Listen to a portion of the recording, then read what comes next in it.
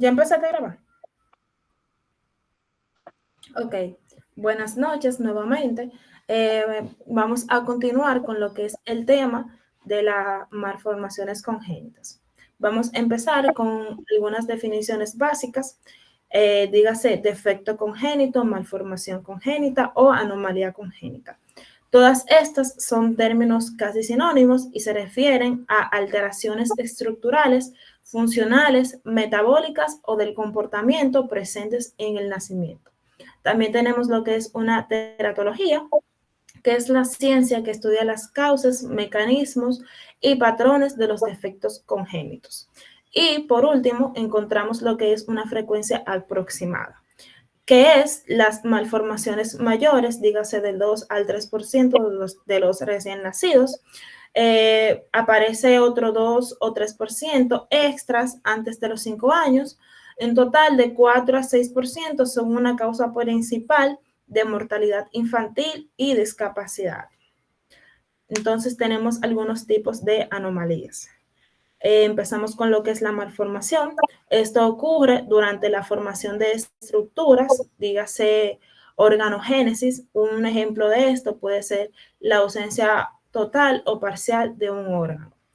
La disrupción, esto es una ruptura o destrucción de un tejido u órgano previamente normal por un factor externo.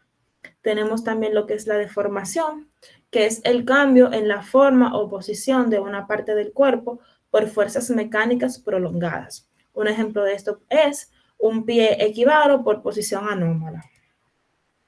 Continuamos con los tipos de anomalía. Tenemos la displasia, que es la organización anómala de las células dentro de un tejido. Esta suele ser generalizada como una displasia ósea, como ósea. También tenemos secuencias. Estos son varios defectos secundarios que se originan a partir de una sola alteración primaria. Y por último, tenemos lo que es un síndrome, que es un conjunto de anomalías que se presentan juntas y que tienen una causa común conocida, ya sea genética o infecciosa, entre otros. Un ejemplo de esto puede ser el síndrome de Down. Ya continúa mi compañera Carla con el siguiente tema. Buenas, continuando con el tema, mi nombre es Carla y les voy a hablar de frecuencias y factores causales. Lachman remarca que en un 40 o un 60% de los defectos la causa es desconocida. El resto se reparten de dicha manera que vemos aquí en los cuadros, genéticos en un menos 15%, que son las anomalías cromosómicas. Estas abarcan las trisomías, monosomías y de lesiones. Y las mutaciones génicas, que son las monogénicas. Están las ambientales, que conforman un menos 10%. Están los factores externos, que pueden ser fármacos, radiaciones e infecciones, entre otras.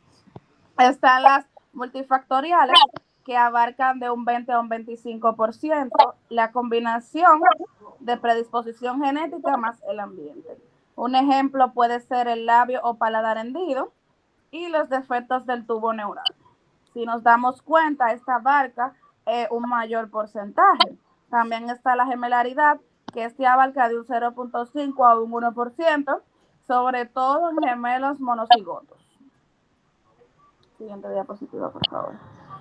Tenemos los principios de la teratología, la especificidad del genoma. La susceptibilidad a un teratógeno depende del genotipo materno y fetal. Estas son las variantes en enzimas metabólicas, entre otras. El momento de la exposición o el periodo crítico está la etapa del blastocito, que va desde la semana 0 hasta la segunda. Este es un todo nada, la muerte del embrión o la recuperación completa. Pocas malformaciones estructurales. El periodo embrionario o organogénesis, que va desde la tercera a la octava semana. Aquí hay una máxima cantidad, malformaciones mayores de órganos, y también está el periodo fetal, que este va a partir de la 9ª semana.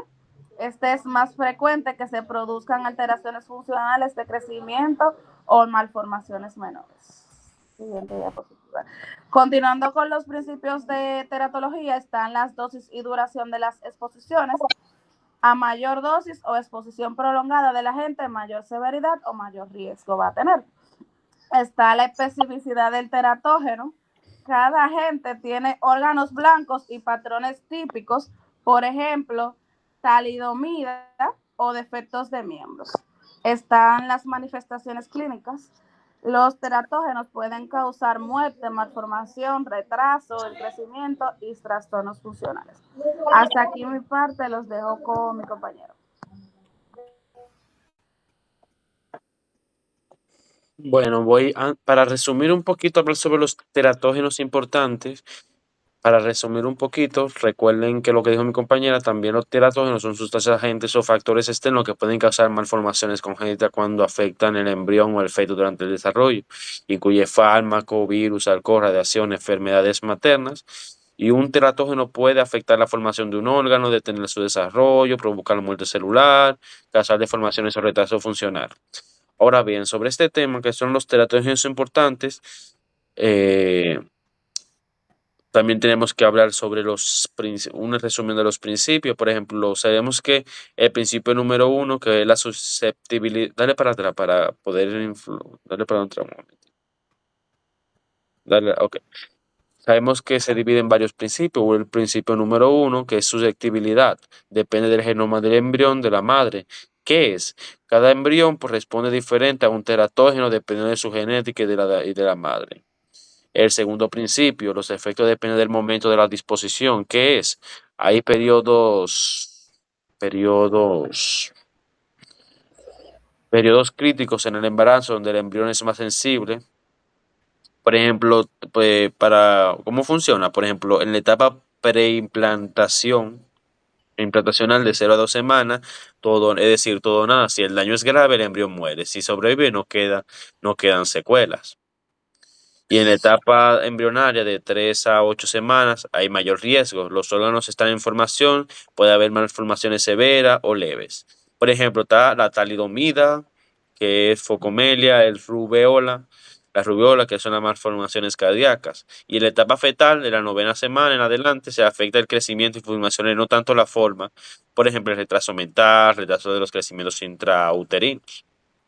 El tercer principio dice que los tejidos tienen diferentes periodos críticos. Cada órgano tiene una ventana de tiempo exacta en la que se está formando y es vulnerable. ¿Cómo? Por ejemplo, el tubo neural de la 3ª a 4ª semana. El corazón, no me acuerdo bien, pero creo que era de la 3ª a 5ª o 6ª semana. El oído interno de la 4 a 12 semanas. Y por último, por el último, la dosis y duración determinan trazabilidad, que es el último principio, que es mientras mayor sea la dosis o el tiempo de disposición, más grave es el daño, que eso lo mencionó mi compañera anteriormente. Ahora ya pasa a la siguiente, por favor. Teratógenos importantes. En los teratógenos importantes tenemos los teratógenos físicos, radiaciones ionizantes, que es la energía capaz de dañar el ADN, que causa microcefalia, retraso mental, mutaciones o retraso de crecimiento. Tenemos los teratógenos químicos y fármacos, que son sustancias tóxicas que atraviesan la placenta, causan síndrome alcohólico fetal, microcefalia, retraso de crecimiento, problemas cognitivos. Tenemos los talidomidas, que son fármacos para náusea ya prohibidos. Cabe recalcar que causa focomelia. La focomelia, si no me equivoco, las extremidades cortas. También lo pueden confundir con el síndrome del enanismo. También los que son los anticonvulsivos. ¿Cómo se llama esto? Lo que utilizaban para no convulsionar. Anticonvulsivantes, algo así era. Que se producen defectos del tubo neural y malformaciones faciales.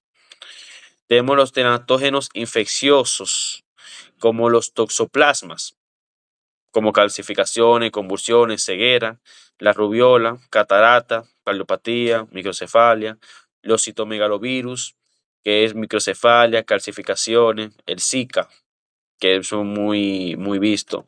Eso puede también Eso puede producir microcefalia severa. También tenemos las enfermedades maternas, como diabetes no controlada, macrosomia, defecto del corazón, defecto del tubo neural, la fenilcetonurina materna, microcefalia y retraso mental. Entonces, para finalizar esto, en conclusión, las malformaciones congénitas no ocurren al azar, son el resultado de la interacción entre momentos de exposición, dosis del teratogeno y genética del embrión. Es bastante importante ya que los defectos congénitos son una causa mayor de la mortalidad y dificultad infantil y algunas medidas de prevención clave que Lama resalta. Y hasta aquí finalizamos ya la exposición. Bien. Eso sería todo.